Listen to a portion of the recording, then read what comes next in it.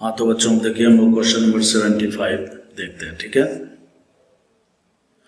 75 में बोलता है कि which of the following is an example of the pinacol diazotization. देखिए पीनाकोल तो बनना ही चाहिए और साथ ही साथ डाइजोटाइजेशन होता है। बेसिकली डाइजोटाइजेशन का कॉन्सेप्ट ये है कि इस तरह से जो है ना NH2, ठीक है, एमीन दिया रहता है 1 डिग्री का एमीन, और इसको अगर हम HNO2 के साथ या फिर NaNO2 और प्लस का HCl करते हैं ना, तो बेसिकली ये क्या है, सबसे पहला नंबर तो कन्वर्ट होता है RN2 प्लस के रूप में, तो इसी को डाइजो बोलते हैं, ठीक है। और ये अगर ये एलिफैटिक है, ठीक है, तो फाइनली ये कार्बोकेटाइन बन जाता है, और अगर ये एरोमेटिक होता है तो फिर ये कुछ इसी फॉर्म में डाइजोनियम क्लोराइड के रूप में जो है ये बना हुआ रहता है, ठीक है। तो यहाँ पर वही बोलता है कि किसमें जो है which is an example of the pinacol diazotization. तो डाइजोटाइजेशन के लिए जो है दिए गए कंपाउंड में NH2 का होना जरूरी है, और NH2 को हटाने के लिए या तो HNO2 दिया हुआ होना चाहिए या NaNO2 प्लस HCl होना चाहिए। तो अगर आप ऑप्शन नंबर बी में देखिए तो यहाँ पर NH2 दिया हुआ है, तो इसका हम लोग यही होने वाला है। तो फाइनली क्या हुआ होगा मैं लिख के बता देता हूँ आपको। यहाँ पर देखिए मिथाइल है, यहाँ मिथाइल है बच्चों, ठीक है, और फिर उसके बाद यहाँ पर OH है।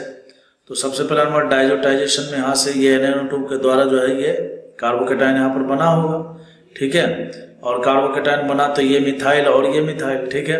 अब क्या हुआ, यहाँ से जो है आपको पता है कि 1,2 मिथाइल शिफ्ट होता है, वो इसलिए क्योंकि जो फाइनल प्रोडक्ट है यहाँ पर अगर कार्बोकेटाइन आ जाता है तो एक तो इसको क्या मिलने वाला है, रेजोनेंस से स्टेबिलिटी मिलेगा, दूसरा फाइनल जो प्रोडक्ट होगा वो C डबल बॉन्ड O के रूप में होगा, और C डबल बॉन्ड का बॉन्ड स्ट्रेंथ बहुत ज़्यादा होता है, तो इसीलिए कार्बोकेटाइन का यहाँ पर रीअरेंजमेंट होता है।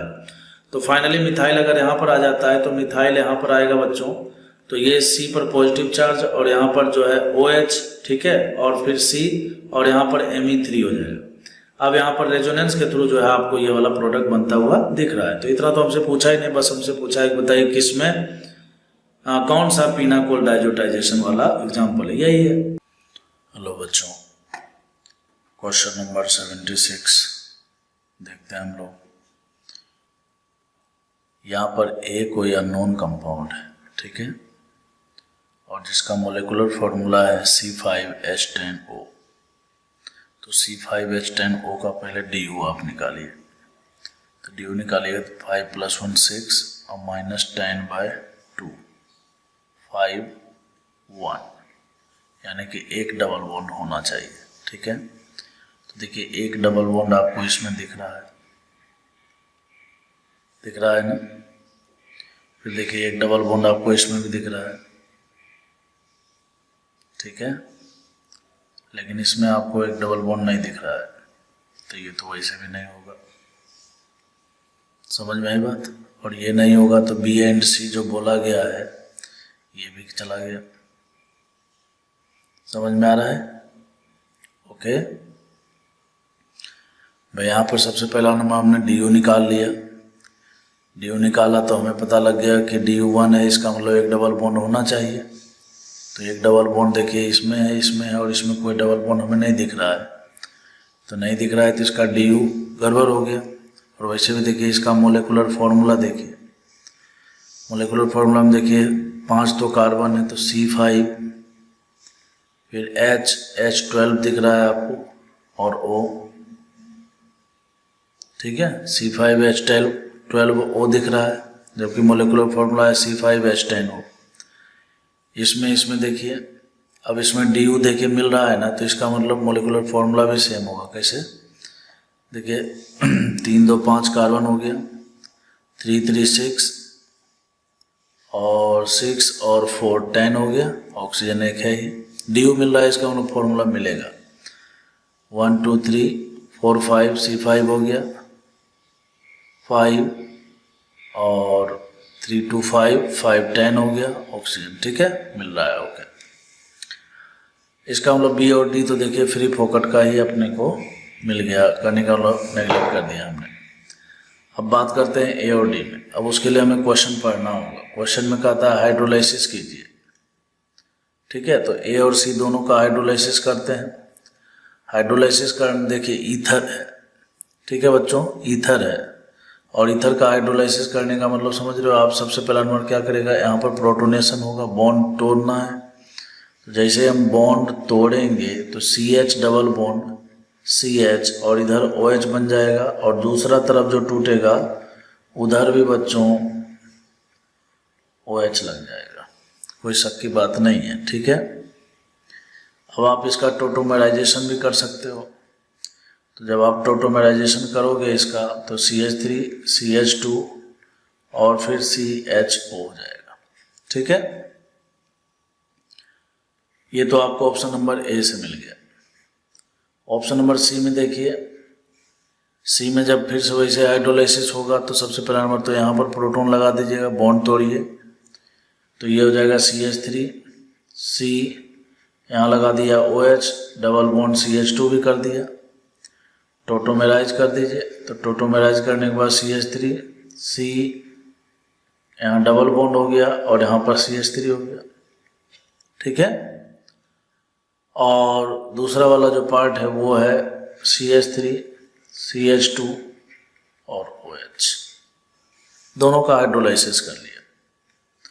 हाइड्रोलाइसिस करने के बाद दो प्रोडक्ट यहाँ भी मिल रहा है और यहाँ भी दो प्रोडक्ट मिल रहा है, ठीक है। आप कहता है both B and C gives positive iodoform test. अब आयोडोफॉर्म टेस्ट देता कौन है ये बात आपको पता होना चाहिए। तो आयोडोफॉर्म टेस्ट जनरली दो प्रकार के कंपाउंड देते हैं।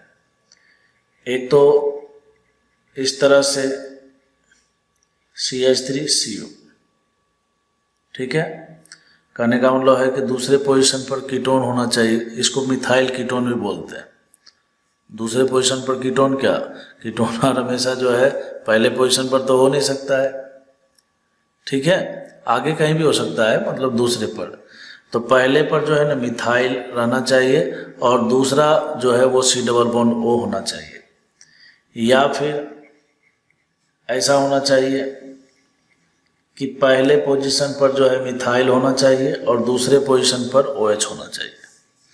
इस तरह के जो स्ट्रक्चर होते हैं ना वो आपको आयोडोफॉर्म टेस्ट देते हैं, ठीक है बच्चों। बेसिकली होता क्या है, बेसिक मीडियम में ये चीज़ जो है ना यहाँ से ये क्या करता है, इसके ऊपर अटैक मारता है, यहाँ से हाइड्रोजन निकलेगा, कार्बन आयन बनेगा, ठीक है। और जो हमारे पास हेलोजन है ये हेलोजन इसके ऊपर, कहने का मतलब ये कार्बन आयन इसके ऊपर अटैक करेगा, ठीक है। तो आप गौर से देखिए RC डबल बॉन्ड O और ये बन जाएगा CH2X बनेगा ना। फिर उसके बाद OH माइनस फिर से ले लीजिए, तो ये OH माइनस क्या करेगा, फिर से यहाँ से हाइड्रोजन निकालेगा, कार्बन आयन बनाएगा, फिर से ये X2 पर अटैक करेगा। तो ऐसे ऐसे बारी बारी अटैक होगा, तो लास्ट में फाइनली जो है ये RCOOH में और ये CH3 माइनस में कन्वर्ट हो जाएगा। फिर देखिए एक अच्छा एसिड है तो ये प्रोटॉन इसको दे देगा, तो प्रोटॉन जैसे ही देगा तो ये RCO माइनस और ये बन गया CHX3, इसी को हेलोफॉर्म बोलते हैं, ठीक है।